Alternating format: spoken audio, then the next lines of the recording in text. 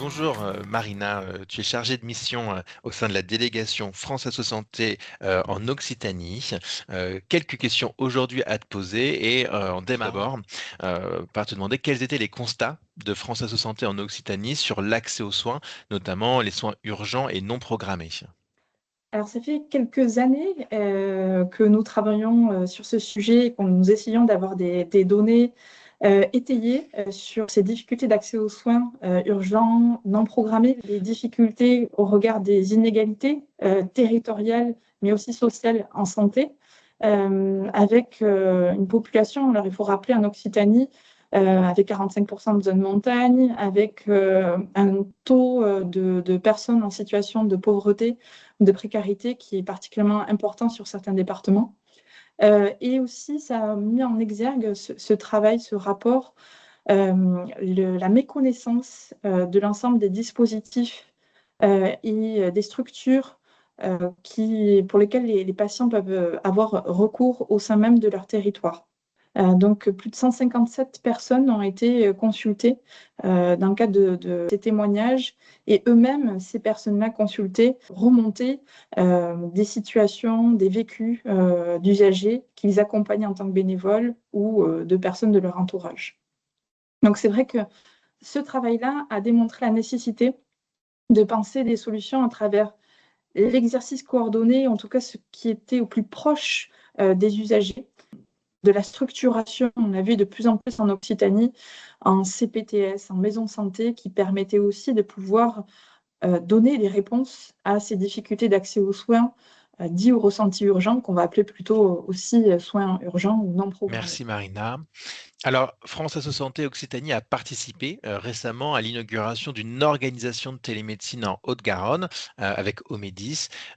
Tu évoquais la difficulté de lisibilité dans les modalités d'accès aux soins. Et qu'est-ce qui vous a intéressé finalement dans cette Le démarche? fait que cette organisation avait cet objectif justement visible de consultation de médecine générale en soins non programmés pour les patients du territoire, c'est particulièrement intéressant du fait de ces difficultés, euh, en effet, comme tu le rappelais, de visibilité et de lisibilité pour les usagers, de vers qui s'orienter et comment retrouver, rechercher de la consultation de médecine générale au plus près de chez soi. C'est aussi particulièrement le fait qu'elle s'appuie sur une organisation de professionnels du territoire. Ça, c'est vraiment la valeur ajoutée pour nous.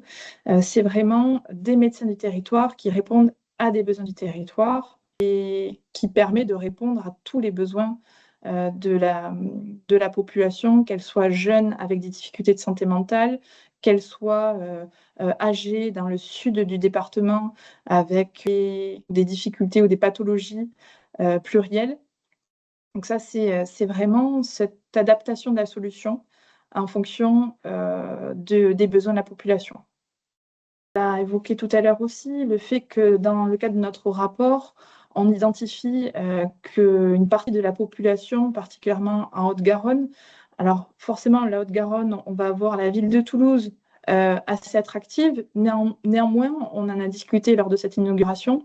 Certains quartiers, particulièrement les quartiers prioritaires, ont des difficultés aussi dans l'accès à des médecins traitants. Merci Marina. Alors, on voit que c'est un modèle qui effectivement est assez intéressant et après avoir assisté du coup à cette inauguration avec de nombreux acteurs du territoire, comment est-ce que tu penses que ce type d'organisation peut vraiment s'inscrire durablement dans le paysage de l'accès aux soins sur votre territoire?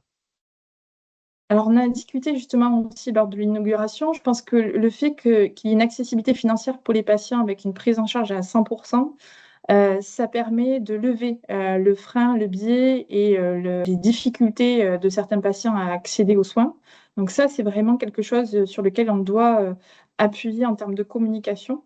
Le fait aussi que cette solution, elle soit soutenue par l'assurance maladie via la la caisse primaire d'assurance maladie de la Haute-Garonne, et aussi le soutien d'autres acteurs institutionnels permettent aussi de conforter et d'instaurer cette confiance entre les différents acteurs du territoire, mais particulièrement aussi pour nous en tant qu'union d'associations. On peut avoir cette représentation, on en a parlé, cette représentation un petit peu aussi d'une télémédecine mercantile avec une multitude de solutions de télémédecine que nous pourrions retrouver dans un panel sur le territoire ou même en accès libre. Et cette confiance et ce soutien qui est une forme de labellisation finalement permet aussi une confiance des usagers et nous de notre union. Aussi, elle a déjà émergé dans la région de Carcassonne. Donc, ça veut dire aussi qu'on peut petit à petit avoir des retours d'expérience et participer à ces évaluations aussi de ce type d'organisation. Et puis finalement, c'est un projet très collectif qui, au contraire de ce que proposent d'autres acteurs privés, on est vraiment sur un modèle vertueux clair pour le patient, qui a été co-construit avec les professionnels du territoire, qui ont une véritable connaissance aussi des enjeux et des besoins, et qui embarque véritablement tous les acteurs pour répondre à un vrai besoin. Et la particularité d'Omedis, c'est que vraiment, ils ont aussi ce souci de nous intégrer en tant qu'union d'association et d'intégrer la vision des usagers et la réflexion et dès l'inauguration de ces solutions sur les territoires. Merci beaucoup Marina pour ces réponses éclairantes. Les équipes régionales sont au rendez-vous des assises de la télémédecine pour en faire un vecteur d'accès aux soins pour tous et on se retrouve pour l'étape régionale Occitane